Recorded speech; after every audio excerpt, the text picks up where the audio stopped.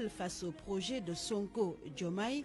Pour évoquer tous ces sujets, Mohamed Ali Mouba reçoit ce dimanche Cheikh Oumar Sy, ancien parlementaire et proche de... Les 10h10 partout au Sénégal, remue-ménage qui s'installe pour 50 minutes de débat et d'échange autour des grandes actualités de la semaine. Hassan Diouf à la technique, au micro, Mohamed Ali Mouba. C'est parti pour cette émission. Donc, premier sujet autour duquel vont se structurer évidemment nos échanges. J'ai le plaisir d'abord de recevoir dans ce studio avant d'aller plus loin. Cheikh Oumar Sy, bonjour.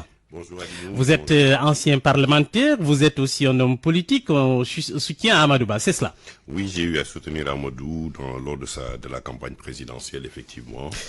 Oui, on attend donc d'un moment à l'autre l'arrivée de Kadiali Diakité. Il est journaliste, il est écrivain, il est aussi formateur en journalisme. Premier donc sujet autour duquel se structurent nos échanges, bien sûr, actualité oblige, le rassemblement de soutien au peuple palestinien. Hier, une initiative de l'Alliance nationale pour la cause palestinienne à laquelle a participé le Premier ministre Ousmane Sonko. Déclaration dure à l'endroit d'Israël. Il a demandé à ce que Netanyahou, le Premier ministre israélien, soit isolé. Les propos sont forts, ce n'est pas nouveau. Cheikh Oumar Sy, ce soutien affiché donc à la Palestine, ce soutien affiché du Sénégal à la Palestine, de Senghor à Macky Sall. La diplomatie a été du côté de la Palestine. C'est d'ailleurs pour ces raisons que notre pays préside depuis, on dira, 45 ans, peut-être même un peu plus, le comité pour l'exercice des droits inaliénables du peuple palestinien, créé en 1975, souvenez-vous. Mais jamais, cher Oumar Sy, un officiel sénégalais n'était allé aussi loin, à part ses déclarations. En tout cas, hier, on a vu Ousmane Sonko aux côtés de ces manifestants. Il s'est affiché, il a parlé et son discours a été dur. Oui, d'abord il faut se féliciter de l'organisation par l'Alliance parce que aujourd'hui ils sont peut-être à une quatrième manifestation depuis les événements de Gaza et c'est déplorable, c'est vrai que c'est très déplorable. Depuis octobre dernier avec des milliers de morts, on est presque à 40 000 morts aujourd'hui. Et tout le monde connaît la position du Sénégal par rapport à la cause palestinienne depuis plus de 50 ans. Le Sénégal a été le premier soutien, plus particulièrement en Afrique, pour la cause palestinienne. Et ça, on le sait aussi dans les actes que les différents gouvernements lui a posés pour faciliter ou entamer le dialogue pour trouver la paix. Maintenant, comme vous avez eu à le souligner hier, le Premier ministre a pris part à cette manifestation. C'est quelque chose d'inédit dans l'histoire. Il dit notre statut de président du comité pour la défense des droits inaliénables du peuple palestinien ne doit pas seulement se limiter à des déclarations, mais doit se manifester également par, je cite, des actions et une présence sur le terrain. Que comprendre? Oui, mais bon, la présence sur le terrain se fait déjà parce que depuis lors, les différentes manifestations, les différents soutiens qui ont eu à obtenir la cause palestinienne au Sénégal et même à travers les familles religieuses, ils ont toujours eu à déclarer. Mais jusque-là, nous n'avons pas eu un officiel parce que aujourd'hui, il y a des implications diplomatiques. Aujourd'hui, quoi qu'on dise, la cause palestinienne, nous tous, nous savons que ce qui se passe en Palestine, c'est injuste, c'est même un crime parce que d'un côté, vous avez l'Ukraine avec la guerre où les Européens soutiennent l'Ukraine contre la Russie. Les Occidentaux, oui, généralement. Mais aujourd'hui, vous avez une cause palestinienne que tout le monde sait que c'est une cause injuste. Maintenant qu'un officiel se mette debout dans une tribune et qui attaque frontalement le Premier ministre d'un autre pays, il y a certainement, on verra des conséquences, parce qu'on connaît déjà la position de l'Israël au niveau des Nations Unies, mais on connaît aussi les soutiens d'Israël, et qui ne sont pas petits. Je rappelle, en décembre 2016, le Sénégal avait parrainé avec la Nouvelle-Zélande, la Malaisie et le Venezuela la résolution 2334 du Conseil de sécurité de l'ONU condamnant la colonisation israélienne en son temps dans des territoires palestiniens. Les États-Unis s'étaient abstenus, ouvrant ainsi la voie droit à l'adoption de la résolution. Chez Omar Sy, Israël avait réagi en rappelant son ambassadeur au Sénégal pour consultation et en annulant purement et simplement des programmes de coopération avec le Sénégal. Et la vice-ministre des Affaires étrangères de l'époque, Sibi Livni, avait déclaré à l'époque qu'on ne peut pas considérer Israël comme acquis. Cela veut dire quoi? Oui, mais cela veut dire qu'aujourd'hui, il y a des répercussions diplomatiques. Il faudra s'attendre à des représailles. Il faudra s'attendre parce qu'aujourd'hui, l'Israël, certainement, ne va pas tolérer d'être attaqué aussi frontalement. Et je disais qu'aujourd'hui, l'un des soutiens premiers d'Israël dans cette guerre-là, ce sont les États-Unis. Aujourd'hui, vous ne pouvez pas attaquer Israël sans attaquer les États-Unis. Aujourd'hui, on a vu la position de Joe Biden dans la guerre dans son soutien, même en armement et position traditionnelle statique des États-Unis. Aujourd'hui, vous avez d'autres pays. C'est vrai qu'on considère, ou plus ou moins, on voit les lignes bouger parce que certains pays européens aujourd'hui apportent plus de soutien à la cause palestinienne. Toutefois, pour un pays comme le Sénégal, nous devons aujourd'hui continuer à jouer un rôle pour faire tout, pour faire en sorte que la cause palestinienne soit entendue. Mais pour un gouvernement qui vient de s'installer, ouvrir autant de fronts aujourd'hui, aussi bien à l'interne qu'à l'international, peut être problématique. Et autant on peut condamner, moi je condamne fermement ce que Israël fait aujourd'hui en Palestine. Je condamne fermement aussi la position des États-Unis par rapport à ça, parce qu'ils sont les premiers alliés de Israël. Toutefois, je pense que pour un premier ministre, après, ça peut avoir des conséquences. Nous pouvons nous attendre dès demain ou après-demain le rappel de l'ambassadeur de l'Israël, qu'il y ait des répercussions. Et l'Israël ne réagit jamais seul. Ne réagit jamais seul. Ses alliés auront fortement à parler ou à donner leur position au gouvernement sénégalais par rapport à ces attaques. On sait que les États n'ont pas d'amis, ils ont des intérêts. On sait que du point de vue économique, les relations, on dira, sont plus ou moins poussées. En tout cas, dans le domaine de l'agriculture, Israël apporte son expertise. Oui, à quoi faudrait-il s'attendre mais vous savez, Israël ne sait pas seulement l'agriculture. La défense, c'est l'une des premières forces de l'Israël. Aujourd'hui, la cyberdéfense. Si aujourd'hui l'Iran et les autres pays arabes ont du mal à faire face à Israël, c'est parce que Israël aujourd'hui a un arsenal extraordinaire en matière d'espionnage, en matière d'armement, en matière de soutien financier par tout le lobby israélien qui existe au niveau international, que ce soit aux États-Unis, en Europe. Donc c'est pas une mince affaire.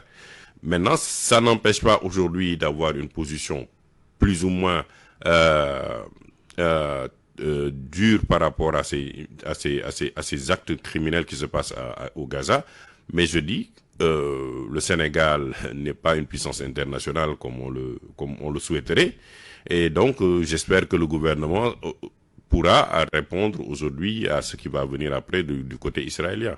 Mais les propos ont été durs, on le considère. Maintenant, on verra les actes qui seront posés après. En 2021, lors de la fête de l'Aïd el-Fitr, le président Macky Sall avait lancé un appel, toujours dans le cadre de cette guerre entre la Palestine et Israël, un appel aux Israéliens et aux Palestiniens pour une désescalade afin que la paix, je cite, revienne et que les discussions saines et sereines puissent être engagées entre ces deux communautés. Cette prise de position ne correspondait pas, on le sait, à la politique habituelle du Sénégal relative au conflit. À l'époque, Macky Sall avait renvoyé plus ou moins dos à dos les deux belligérants. Et ça avait soulevé l'ire de plus d'un au Sénégal. On avait pensé que peut-être le Sénégal avait commencé à faire bouger les lignes, en tout cas par rapport à la politique traditionnelle qu'on a toujours eue envers la Palestine, peut-être même ce jeu de normalisation au niveau international. On a vu même l'Arabie Saoudite, d'une certaine façon, se placer d'une certaine façon du côté de Israël pour essayer de normaliser un peu avant qu'il y ait ce conflit, cette dernière guerre en octobre. Est-ce que on peut dire que c'est un retour à la normale ou alors on va vers quelque chose de nouveau au Sénégal? Non, on va certainement vers quelque chose de nouveau parce que aujourd'hui, c'est pas le président de PASTEF qui a parlé, c'est le Premier ministre qui a parlé et il a même engagé le gouvernement en citant le président de la République. Je l'ai informé. Je l'ai informé. Ça veut dire qu'aujourd'hui, c'est le gouvernement du Sénégal qui est venu à la manifestation. Ça peut ouvrir une nouvelle porte. Écoutez, ça peut être une position. Moi, je suis fermement dur contre tout ce que l'Israël est en train de faire. Je considère qu'aujourd'hui, c'est un crime contre l'humanité. Et j'invite même mon ami Sidi Gassama, qui est de l'Amnesty International, à être plus dur par rapport à la cause palestinienne. Mais quand le gouvernement engage, c'est différent. Aujourd'hui, quand le gouvernement parle, ce sont des conséquences et des alliances internationales qu'on est en train de toucher. Et comme j'ai dit, le premier allié de Israël, ce sont les États-Unis. Aujourd'hui, aussi, on connaît, il faut pas se cacher là et se voiler la face. On connaît qui gère les finances, FMI, Banque mondiale, qui sont les puissances qui sont derrière. Ce sont pas de petites puissances, ce sont des lobbies internationaux. Ou Sénégal, est-ce qu'ils ont l'influence demain de subir les conséquences qui vont venir par rapport à une position? Ou nous allons continuer aujourd'hui de rejouer la carte de la diplomatie pour essayer de trouver une solution à la cause palestinienne, mais en embrassant plus de pays, parce que beaucoup de pays aujourd'hui, de plus en plus, portent la cause palestinienne et créent une alliance internationale pour arriver à faire fléchir aujourd'hui Israël par rapport à ce qu'ils sont en train de faire comme crime contre l'humanité. C'est impossible dans une bande aussi petite qu'on commette depuis plus de 40 000 morts. 40 000 morts, c'est le stade c'est le stade de Léopold Sédar Senghor que vous allez remplir de morts sur tous les gradins et même sur la pelouse. Vous imaginez un peu ça. Entrez dans le stade Léopold Sédar Senghor et vous voyez que tous les morts sont alignés aujourd'hui. Ça va vous choquer. Israël peut vous dire, rétorquer aussi, Cheikh Oumar Sy, qu'on a été attaqué en octobre. Il y a eu plusieurs morts dans les kibbutz israéliens. Oui, d'accord. Ils peuvent le dire. Qui a commencé. Mais combien de morts aujourd'hui contre les Palestiniens? C'est-à-dire, je viens chez vous, je vous cantonne dans une chambre et je récupère l'immeuble, les mandours, je vous cantonne dans ce studio-là, et je vous empêche d'avoir de l'eau, je vous empêche de vous soigner, et même je vous bombarde en vous demandant d'aller dans les toilettes de votre chambre. Mais c'est inhumain. C'est vraiment inhumain. C'est-à-dire qu'aujourd'hui, c'est un holocauste que les Israéliens sont en train de faire sur les Palestiniens. Et ça, le monde ne peut pas ne pas réagir. C'est vrai que le Premier ministre a parlé, c'est l'engager le gouvernement. S'il était seulement venu en tant que passif, il n'y a pas de problème, à mon avis. C'est ça où je dis, peut-être on va voir les conséquences demain. Mais personne ne peut occulter que la cause palestinienne, c'est un drame ouvert que tout le monde vit chaque matin quand vous regardez la télé. On vous dit qu'il y a au moins 100 ou 200 ou 300 personnes qui meurent bombardées par les Israéliens. Jusque-là, la position, en tout cas de nos officiels, était plus ou moins modérée. Qu'est-ce qui a pu pousser Ousmane Sonko, les nouvelles autorités, à franchir le pas? C'est sa personnalité. Expliquez-moi. Non, mais vous savez que depuis que M. Ousmane Sonko est entré dans la politique, le ton a été toujours conflictuel. C'est soit ça a attaqué Macky frontalement. On a vu tout ce qui s'est passé depuis son entrée en politique au Sénégal. Ça, c'est pas nouveau. Récemment, vous l'avez vu, aujourd'hui à la primature, quand il disait que l'opposition n'ose pas descendre ou il demande l'opposition à descendre, il a fait un live à partir de la primature. C'est la nature de l'homme.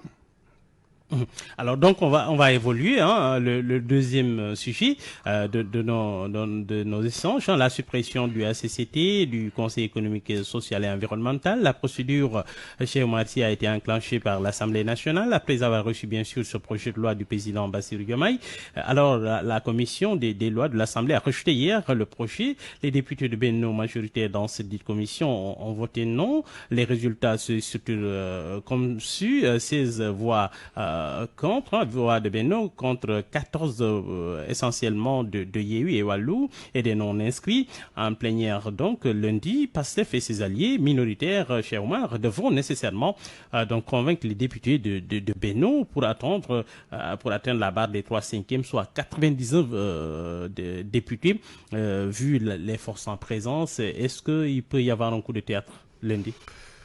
Je ne maîtrise pas aujourd'hui s'il y a un coup de théâtre lundi. C'est un revers pour le président de la République d'avoir été rejeté en commission.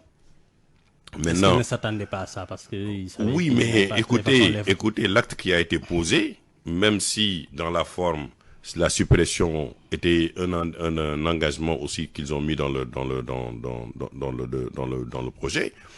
Le premier acte qu'on attendait d'abord, c'est que le Premier ministre vienne faire sa DPG. C'est tout ce qu'on voit aujourd'hui découle des conséquences du refus du Premier ministre de faire une déclaration de politique générale. Parce que lors de la déclaration de politique générale, le Premier ministre pouvait ouvrir des couloirs de discussion, dire au peuple sénégalais devant, parce que on a passé presque 2 mois à débattre sur le règlement intérieur de l'Assemblée nationale.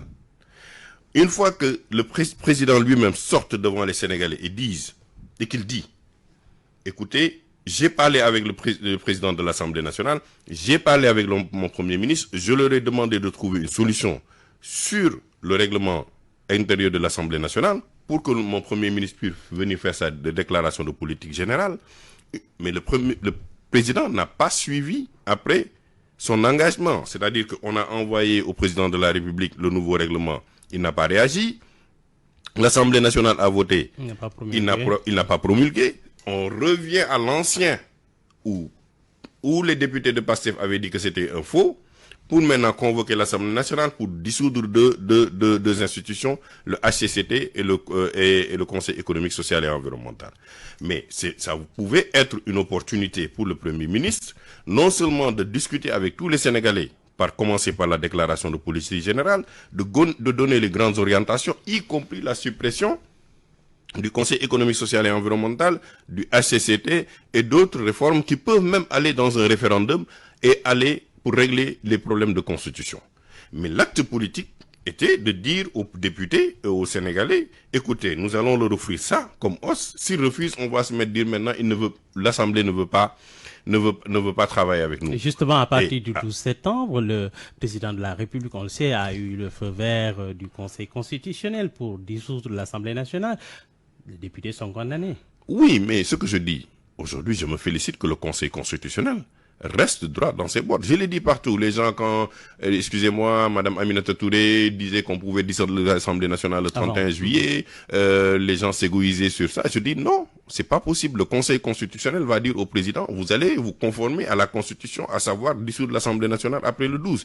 Maintenant, après le 12, il a toute la latitude de le faire, avec toutes les autres conséquences qui en découleront. Aujourd'hui, on verra si lundi, le HCCT, le Conseil économique et social, vont être dissous ou non. Je ne pense pas, là où les choses se dirigent, je pense qu'il peut y avoir un deuxième revers pour le président de la République. Et arrivé le 12, il peut dissoudre l'Assemblée nationale ou le 13, mais le Conseil économique restera là, le HCCT restera. Vont rester encore. Vont rester encore jusqu'à la prochaine législature. On ne votera pas un budget. Parce que si le président dissout l'Assemblée nationale, ce sera inédit et pour la première fois dans l'histoire politique du Sénégal, on va aller en élection quand est-ce on va il aura besoin de 2 à 3 mois pour qu'on aille aux élections. Que va-t-on faire de la loi de finances rectificative? Oui. Que va-t-on faire de la loi de finances initiale? Ce sont des enjeux importants actuellement. Là où aujourd'hui on a énormément de difficultés pour l'emploi. Aujourd'hui, vous avez entendu des sociétés comme Eiffage qui licencie 1300 personnes. La CDE, qui est une des grandes compagnies, va bientôt licencier plus de 700 personnes. Le problème au port autonome de Dakar, il y a des enjeux qui nous attendent. Aujourd'hui, c'est le Premier ministre qui a déclaré que c'était un pays en ruine. Un pays en ruine va dissoudre des institutions pour aller vers des élections pour chercher des milliards encore. C'est-à-dire qu'aujourd'hui, on essaie de faire un gain pour aller directement. À mon avis, il y avait un couloir de discussion qu'il fallait ouvrir pour voter le projet de loi de finances de 2025. Parce que les partenaires techniques et financiers nous attendent là-bas. Ils veulent avoir des orientations par rapport à 2025, quels seront les engagements de l'État. Ils doivent avoir une meilleure visibilité sur la direction du projet, qui n'est pas là jusqu'à présent, qu'on n'a pas encore vu. On a entendu, on attend. Écoutez, quand vous dites que c'est 1400 experts qui ont écrit le projet, 1400 experts, c'est presque le grand théâtre où vous allez remplir le grand théâtre pour amener des experts pour qu'ils vous écrivent un projet. Vous ne pouvez pas ne pas être prêt si vous avez autant d'experts qui ont pensé sur ça. pour qu'aujourd'hui, le président, à chaque fois qu'on soulève une question, il dit qu'il va prendre une mesure. Je pensais que les solutions étaient dans le livre qu'ils avaient déjà écrit, mais dans le projet qu'ils avaient présenté aux Sénégalais, ils avaient déjà prévu ces mesures-là. Donc, au-delà d'ouvrir des couloirs de conflit, je pense qu'il était nécessaire de mettre l'accent d'abord sur la déclaration de politique générale, d'aller vers le vote du budget de la FDI. Après le 31 décembre, tout bonnement, le président de la République déclare qu'il dissout l'Assemblée nationale et qu'il prépare les élections pour 2025. Et l'engagement qu'ils ont pris de dissoudre le Conseil économique et social, l'engagement qu'ils ont pris de dissoudre le HCCT, juste après. De le faire juste après. S'ils ont la majorité. D'autant plus que lui-même, il l'a dit lors de sa déclaration des 100 jours qu'il faudrait, qu'il allait attendre d'avoir sa majorité pour faire Qu'est-ce qui a changé entre-temps pour que le président, tout d'un coup, décide subitement de dissoudre ces institutions-là? C'est une grande question. Alors donc, Kadiali Diakité qui vient donc d'arriver dans ce studio. Doyen, bonjour et merci d'être venu. Peut-être étiez-vous dans les embouteillages, quoi qu'il en soit, vous êtes là, merci. Alors la commission des lois de l'Assemblée nationale qui a rejeté le projet, soumis au vote des députés, la commission a rejeté, les députés de BNE majoritaires donc on dit non, on ira donc en plénière lundi et on verra exactement ce que cela va donner. Mais d'ores et déjà, doyen Kadiali Diakité, en termes d'enjeux politiques, peut-être il y en a qui parlent en tout cas de revers pour Bassirou Diomaye. Est-ce que c'est un revers vu les forces en présence? Est-ce qu'il ne s'attendait pas un peu à ça? Bonjour tout le monde et bonjour auditeurs et auditrices de la RFM. Je m'excuse pour le retard accusé. D'abord, c'est les impondérables de la circulation. Ce n'était pas l'embouteillage. Le taxi que j'ai pris a eu des problèmes avec la police, donc ça nous a beaucoup retardé. Mais finalement, je suis arrivé. Merci. Donc, par rapport à votre question, est-ce que c'est un revers? Est-ce que ce n'est pas un revers? Bon, moi je ne sais pas si c'est un revers parce qu'en principe, tout gouvernement, avant d'entreprendre une action, mène des analyses, des réflexions, des études de situation pour voir si son action qu'il va entreprendre peut déboucher sur les objectifs qui sont visés avec les résultats escomptés. Bon, donc je suppose qu'ils avaient bien supposé le poids de cette action à mener et qu'ils étaient à peu près sûrs que ça pouvait passer, ou alors ils étaient sûrs que ça ne pouvait pas passer, mais le fait que ça ne passe pas peut produire un effet auquel ils s'attendaient également. Donc de ce point de vue, est-ce qu'on peut vraiment dire revers ou non? C'est à eux de nous le dire exactement, parce que en politique, vous savez, le jeu politique est tellement complexe que il est difficile de se mettre à l'extérieur et d'analyser la pensée intime des acteurs quand ils s'affrontent, surtout que nous nous trouvons dans une situation où on a commencé par le dialogue des institutions et finalement on a eu l'impression que ça débouchait sur une confrontation des institutions. Et quand on parle de confrontation, souvent il y a des entourloupes, il y a des pots de banane qu'on se glisse les uns aux autres et tout ça. C'est le monde politique qui est comme ça. Donc moi je me dis qu'a priori, je ne peux pas dire tout de suite que c'est un revers ou ce n'est pas un revers, mais il faut savoir d'abord quel était l'objectif visé par le pouvoir en introduisant cette demande au niveau de l'Assemblée nationale. Alors donc, je me tourne du côté de Cheikh Oumar Sy. Alors les motivations, en tout cas, pour la dissolution du HCCT et du CESAN, c'est ces deux institutions. Le président a parlé de rationalisation des ressources. HCCT et CES, c'est 15 milliards, mais on lui retorque qu'il faut couper dans d'autres fonds, la caisse noire, les fonds politiques et autres. Ils ont raison de demander ça? Mais c'est pas qu'ils ont raison, c'est un engagement que le Premier ministre lui-même a pris en tant que président de PASTEF. Il l'a dit. Il a dit que c'est, écoutez, si on reprend ses promos, c'est que ce sont des fonds haram. C'est ce qu'il avait dit. Aujourd'hui, le président actuel avait lui aussi pris l'engagement que ces fonds-là doivent être supprimés. Aujourd'hui, c'est leur méta sur cette question-là. Si vous regardez les trois engagements les plus forts qu'ils avaient pris, C'était les fonds, d'abord, le HCCT, le Conseil économique et social et environnemental.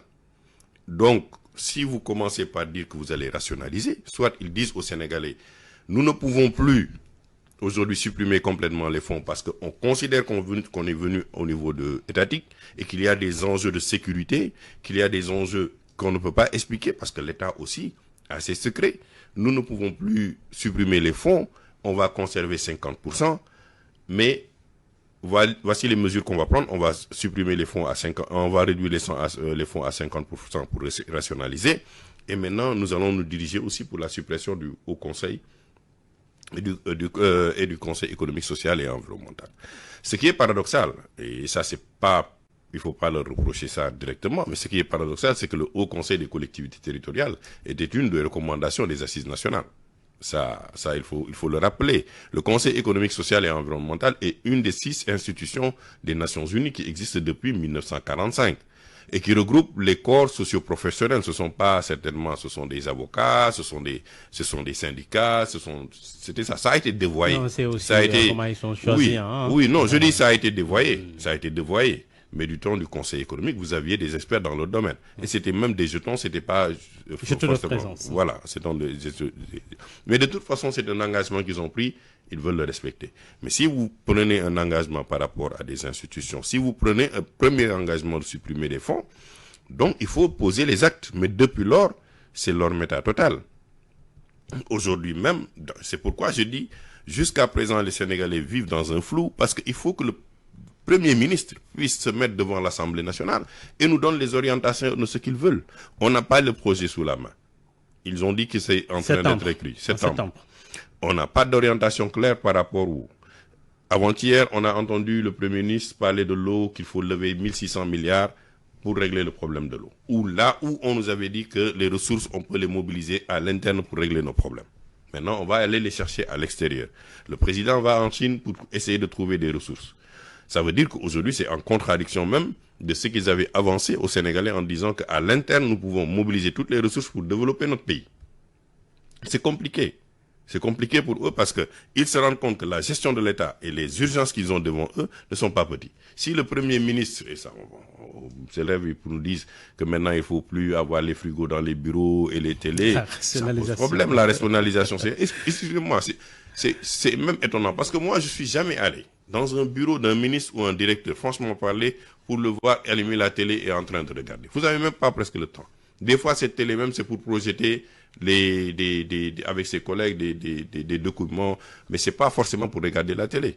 Donc, le café, c'est pas 24 heures sur 24 que vous allez boire le café, mais je pense que M. Diakité ne me démentira pas pour dire que le café, quand même, ça motive dans le bureau quand vous êtes bloqué au niveau intellectuel et que vous voulez penser. Moi, j'en prends beaucoup. Donc, j'ai besoin d'une machine qui m'aide à réfléchir parce que sinon, là, des fois, je peux m'endormir.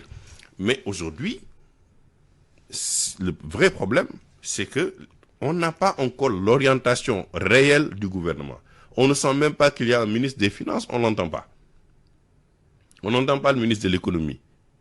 Donc ça pose problème. Aujourd'hui, j'ai vu l'autre jour, parce que pour avoir prôné la souveraineté nationale, pour avoir dit qu'on peut faire ces choses-là pour nous-mêmes, qu'on peut se prendre en charge, vous ne pouvez pas aller vous mettre à genoux devant les Russes et leur dire, je vous en prie, il faut nous donner votre blé. C'est ce qu'ils ont reproché à Macky Sall. Et on a vu on a vu le ministre des Affaires étrangères le faire. C'est-à-dire qu'aujourd'hui, il faut que le gouvernement se reprenne. Ils ont fait un premier séminaire. Il en faut 2, 3 ou 4 pour qu'ils aient une harmonisation par rapport à leur communication. Aujourd'hui, le président de la République ne peut pas aller à droite et son premier ministre aller à gauche. C'est des choses qu'il faut harmoniser parce qu'ils sont à 5 mois. Vous savez, moi, les histoires d'évaluer à 100 jours, je suis pas très chaud. Parce qu'il faut être assez honnête, on ne peut pas juger un gouvernement sur 600 jours. Ils viennent, il y a des problèmes. Ils ont hérité d'un pays où le président de la République sortant a fait quand même, il faut le reconnaître, et a mis le pays dans une situation difficile sur certains aspects. Sur le foncier, on voit tout le problème qu'il y a. Sur d'autres aspects économiques, on le voit. Aujourd'hui, notre économie est extrêmement extravertie. Donc, je pense qu'ils viennent maintenant à la réalité des choses, parce que le dire dans l'opposition, c'est normal, on peut le dire, mais une fois aux affaires, mon cher, c'est pas facile. Mais maintenant, ils ont l'option, soit de rentrer, parce que des fois, on a l'impression qu'ils sont toujours dans la peau des opposants, qu'ils enlèvent cette peau-là, c'est derrière eux. On leur demande de créer des emplois. Jusqu'à présent, ils ne parlent pas de création d'emplois. Jusqu'à présent, le gouvernement n'a pas posé une première pierre pour dire voici notre projet pour les jeunes. Aujourd'hui, l'immigration, qu'est-ce qui se passe? Même l'armée est en train d'intervenir pour cesser cette immigration irrégulière. Pour stopper les jeunes. Alors, donc, les défis sont énormes. Je souhaite vraiment qu'ils réussissent, mais il faut aussi qu'il y ait une harmonisation par rapport à ce que le gouvernement doit faire. Aujourd'hui, le scandale de l'ONAS est très sérieux. On essaie de noyer ce problème-là, mais quand le ministre lui-même désiste, il désiste pour dire que finalement il laisse cette question-là au niveau directeur de l'ONAS, ça veut dire que Dr Chadien avait quelque chose de vrai dans ce qu'il dit. Parce que jusqu'à présent, le ministre n'est pas sorti pour démentir. Et ça, c'est problématique pour un gouvernement qui parle de transparence, de Jubal Jubanti. Qui a porté le sac de Vicas, qui a porté le sac de Delta, on n'a pas encore de réponse. Kadiali Diakité, au nom de la rationalisation des ressources, hein, le CS, le ACCT, le président a pris l'initiative de les supprimer, 15 milliards, peut-être qui vont être gagnés de ce côté-là, et des économies d'énergie aussi demandées dans l'administration, plus de café, plus de téléviseurs dans les bureaux, on dira. Est-ce que c'est des économies d'échelle mis bout à bout ou c'est des économies de chandelle? Vous savez, tout à l'heure, je vous ai dit que un gouvernement, en principe, ne prend pas de décision d'action à la légère. Il étudie la question de fond en comble pour savoir comment ça va aboutir, ensuite le résultat que ça va donner. Si vous parlez, comme vous le dites, d'économie d'échelle, on parle d'économie d'échelle parce qu'on a une situation en main qui est claire et clarifiée pour soi-même, mais également pour les populations pour lesquelles on agit. Parce que le gouvernement agit pour les populations. Et donc, on a une situation en main où on sait, où on connaît en tout cas les forces et les faiblesses, et les tares et les avantages. On connaît tout ça. Et donc, on va se mettre à chercher comment combler les gaps, comment combler les faiblesses. Et c'est en ce moment qu'on peut parler de recherche de financement ou d'économie pour ajouter la recherche de financement à l'économie. Et donc, de ce point de vue-là, si on nous parle d'économie, en tout cas de rationalisation de dépenses, parce que quand on parle de rationalisation de dépenses, c'est pour pouvoir faire des économies pour éviter des gaspillages. Et dans ce cas de figure, les choses doivent être clairement exprimées, aussi bien pour soi-même, mais également pour les populations, pour lesquelles on s'est battu jusqu'à arriver au pouvoir. Mais tel n'est pas encore le cas. On ne sait pas encore qu'est-ce que le gouvernement a en main. On ne sait pas encore quelle est la situation réelle de ce qu'ils veulent, de là où ils veulent faire des économies, faire de la rationalisation ou des recherches de financement. Mais si on se lève comme ça de but en blanc, nous voulons faire de la rationalisation, il y a des questions qui sont posées. Et ces questions-là, il faut répondre à ces questions d'abord avant de pouvoir faire admettre cette rationalisation. Ça, c'est le premier aspect de la question. Donc, l'autre aspect de la question, comme je l'ai toujours dit, on ne peut pas savoir ce qu'il y a derrière la tête d'un gouvernement, surtout quand il y a l'aspect politique. Et l'aspect politique, nous en sommes en plein, dans le mille, actuellement. Le Sénégal, après on va vers les législatives. Oui. Ah non, avant même ça, mais après chaque élection présidentielle, le Sénégal est toujours emprunté dans la campagne électorale qui n'en finit jamais. Et ce sera comme ça jusqu'à la fin du mandat. Nous sommes sous la tyrannie de la politique et de l'électoralisme. Et de ce point de vue, on n'a pas assez de temps pour réfléchir aux problèmes du pays et comment les résoudre et quelles sont les voies à suivre pour la résolution de ces problèmes-là. Ce qui fait qu'au moment où on se rend compte qu'on n'a pas encore beaucoup fait et qu'on a envie de présenter des résultats, il est trop tard et la population crie « résultat, résultat, résultat ». Et ça, c'est arrivé à presque tous les présidents depuis la première alternance. C'est arrivé à Wade, c'est arrivé à Macky et ça risque d'arriver au duo Diomaye-Sonko. Parce que jusqu'à présent, on est encore en plein dans la politique et la campagne. On ne sait pas encore réellement qu'est-ce qui se passe. On a des bribes de mots qui sortent comme ça, mais ce qu'on sort n'a pas un fondement scientifique sur lequel les gens peuvent dire effectivement ce que vous dites, c'est vrai. C'est des slogans. Ça apparaît comme des slogans politiques. En tout cas, de la communication politique. Mais la communication politique ne gère pas un pays. C'est ça le fond du problème. Et je pense que c'est l'erreur qu'ils sont en train de commettre. Elle est adossée sur du réel, oui. Non, la communication politique n'est pas forcément adossée au réel. Parce qu'ils utilisent le réel pour parvenir à ses fins. Mais il n'est pas forcément le réel. C'est ça la grande question. Donc, aujourd'hui, moi, je me dis que rationalisation, d'accord, mais rationalisation, à partir de quoi? Pourquoi la rationalisation? Qu'est-ce qui s'est passé pour qu'on parle de rationalisation? C'est ça la logique. On a parlé de pays en ruine, les temps sont difficiles, il faut remettre les choses à l'endroit, éviter le gaspillage. Un pays en ruine aussi, il faut le démontrer.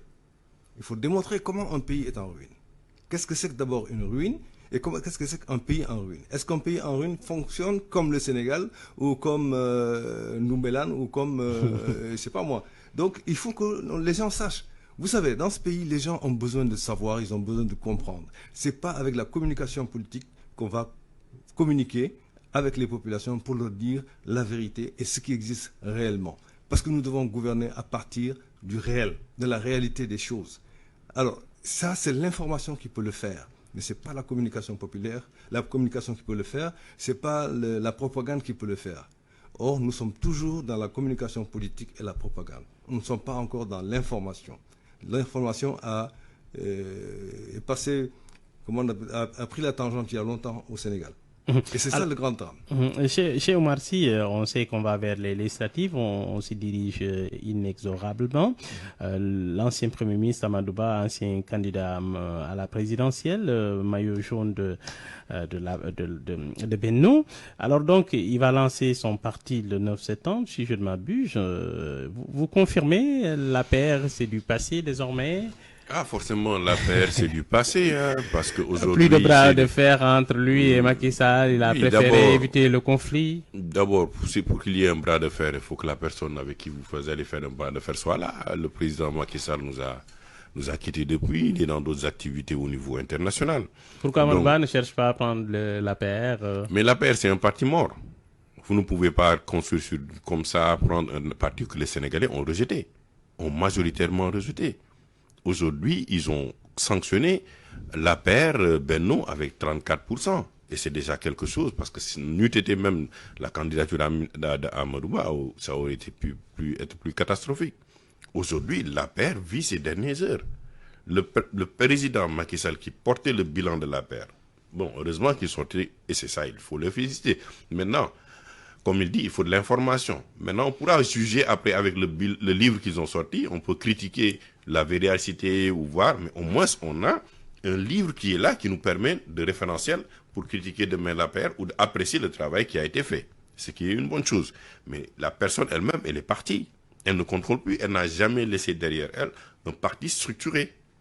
Donc, si aujourd'hui, quelqu'un comme Amadou Ba veut avoir un avenir, il faut qu'il s'ouvre un couloir qui lui est propre, avec des personnes... Aller piocher à l'APR?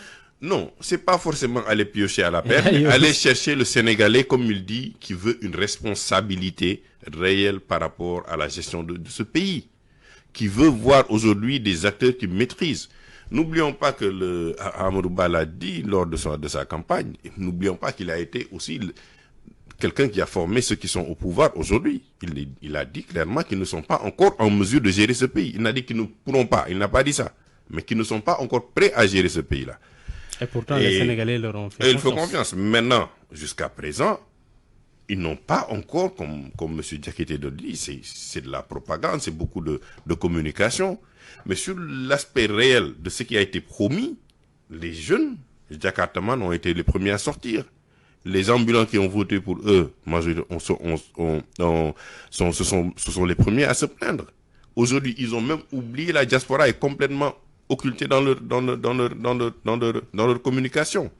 Et c'est une communication qui est plus dans la politique, dans la confrontation, plus alors qu'il fallait ou qu'il faut pour qu'il puisse réussir cette mission-là, qu'il s'ouvre des couloirs de discussion avec les autres acteurs et d'inviter les gens au travail.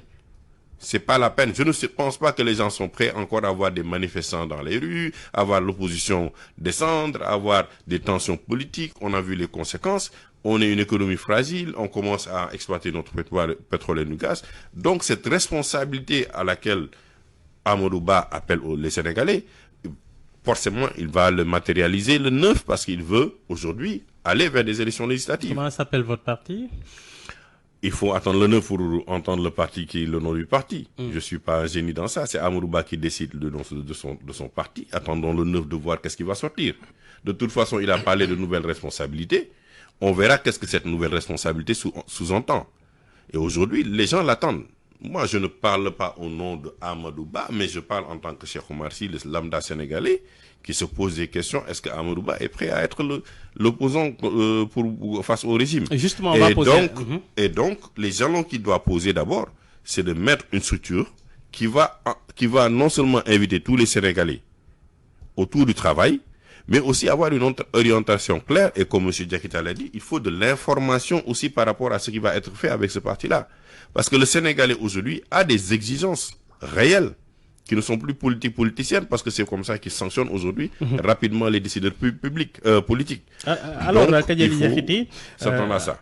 Kadiali Diakité, est-ce que Amadou Ba est dans le tempo, dans le bon tempo politique pour ratisser l'âge et incarner la nouvelle opposition? Bon, est-ce qu'il est dans le tempo? Bon, vous savez, en matière de création de partis dans ce pays-là, l'histoire nous renseigne que la plupart, la grande majorité des partis qui ont été créés à la suite d'une frustration d'un membre d'un parti, d'un cadre qui ne se sentait plus, ou en tout cas qui n'arrivait pas à satisfaire ses besoins de pouvoir. Il avait du mal à s'épanouir. À s'épanouir, à s'exprimer. Et ça a été le cas de Wade. Même Macky Sall lui-même. Hein? Oui, donc je commence par Wade, qui était d'abord un socialiste et qui est devenu par la suite un contributionniste, ensuite travailliste, ensuite libéral. On ne sait pas. Donc au départ, il n'y avait pas de doctrine, en tout cas claire, c'était la personne. Donc la plupart de nos partis sont personnalisés à partir de l'image même en tout cas du leader. Et je pense que c'est la même chose qui risque d'arriver avec Amadou Ba. Et si Amadou Ba se lance dans la création d'un parti politique, lui aussi, c'est à partir d'une frustration par rapport aux élections passées. Et donc, il n'a pas eu le soutien de la paire, même du président Macky Sall. Qu'il avait une petite gêne à se démarquer tout de suite de façon radicale de la paire. Et il avait du mal à retourner à ses anciennes amours. Et puis là, il hésitait un peu, il cherchait à façonner un peu son image, parce que c'est son image qui va prévaloir dans la création de son parti, et c'est son image qui va permettre s'il peut ratisser large ou non. Et sa capacité à mobiliser, son charisme et ses idées qu'il va avancer, parce que tout tient à ça. Les idées du leader, le charisme du leader, et son charme et sa capacité à ratisser large, tout se résume à ça. Alors un parti, ça dépasse tout cela. Et malheureusement, nous vivons cette situation depuis des décennies au Sénégal, et on voit toujours les résultats. À chaque fois, des partis naissent. On a une multitude de partis. On ne sait même plus comment se retrouver avec ces partis-là. Comme on dit, il y a des partis télécentres, des partis salons. Qu'il peut incarner la nouvelle opposition? On verra bien. On verra bien, parce qu'il y en a qui ont réussi à le faire. Wade a réussi à le faire. Amaki a réussi à le faire. Sonko a réussi à le faire. Parce que Sonko aussi, c'est son image qui est mise en avant. Même s'ils ont un parti qui s'appelle PASTEF, avec ce que signifie le mot PASTEF. Mais Amadou Ba aussi, peut-être qu'il sortira un slogan, qui sera peut-être le nom emblématique de son parti. Mais c'est surtout autour de l'image de la personne. Les partis sont personnalisés. Alors, chez Oumar Sy, on dit de Amadou Ba, son talon d'Achille, c'est sa personnalité, personnalité du fonctionnaire, un peu loin du peuple, qu'on ne sent pas trop, qui ne se bat pas, qui est mou. Bon, vous savez, chaque personne est façonnée selon son éducation et selon son parcours. N'oublions pas que M. Amadouba, quand même, comme on a toujours eu à le dire, c'était un homme d'État, c'est un commis de l'État qui est une autorité qu'on n'a jamais entendue dans des questions conflictuelles. Certainement qui a toujours respecté l'autorité.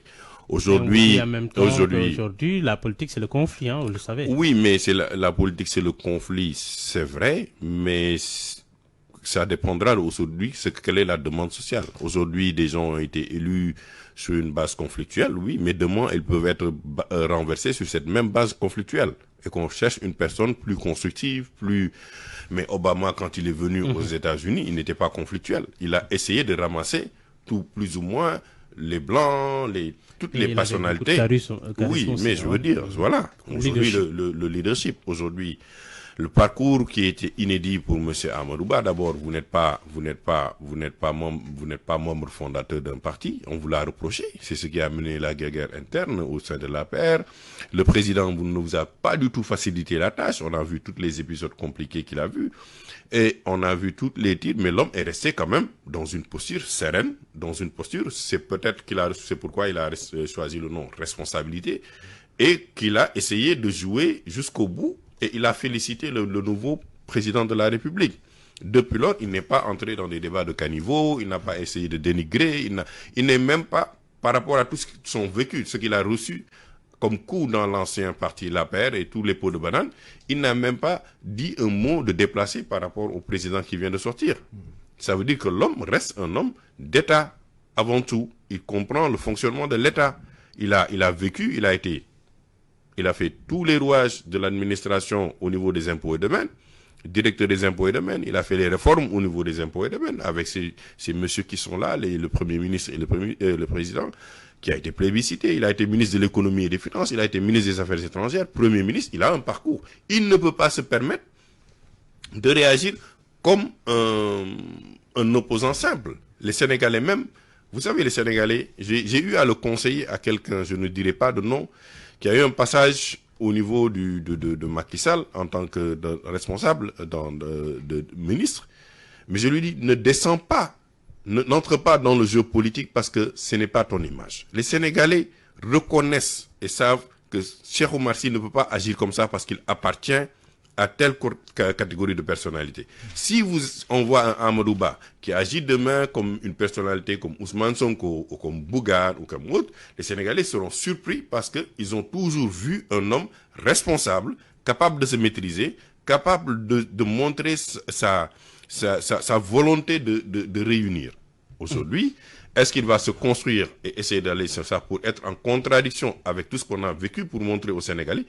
On peut bien construire le pays, mais il faut qu'on le construise dans l'unité. On ne peut pas le construire les chances d'Amadouba aux prochaines législatives, il sera surveillé en tout cas. Parce que on sait qu'on est à un tournant. La carte politique, la scène politique les acteurs vont se redistribuer sur la scène politique. Non, sa chance, il la tirera de sa capacité à ratisser large, de son entre-gens, ses capacités diplomatiques, ses capacités de conciliation, mais il la tirera aussi de sa capacité à parler aux Sénégalais. Il ne parle pas souvent. Il ne parle pas souvent, mais on ne parle pas souvent, mais ça veut dire beaucoup de choses aussi. Le fait de ne pas parler veut dire beaucoup de choses. Et le silence parle peut-être beaucoup mieux et beaucoup plus que la parole, très souvent. Maintenant, quand on ouvre la bouche, il faut savoir ce qu'on doit dire. Et s'il sait ce qu'il doit dire et comment le dire aux Sénégalais pour pouvoir attirer leur sympathie et obtenir leur engagement électoral, il peut avoir beaucoup de chance. Parce que beaucoup de gens ont misé sur cela. Je prends, pour exemple, Sonko qui a su parler à une catégorie de Sénégalais. Et il a tellement bien su parler à cette catégorie que cette catégorie avale tout ce qu'il dit et croit tout ce qu'il dit comme si c'est un dieu. D'accord. Merci beaucoup à tous nos auditeurs. C'est la fin de Remue Ménage. Au micro, Mohamed Ali Mouba, la technique Hassan Diouf. Nous avions dans ce studio Kadiali Diakité, journaliste, il est écrivain aussi, formateur en journalisme. En face de lui, le parlementaire, l'ancien parlementaire, Cheikh Omar Sy, il est un homme politique, en proche d'Amadouba. Merci.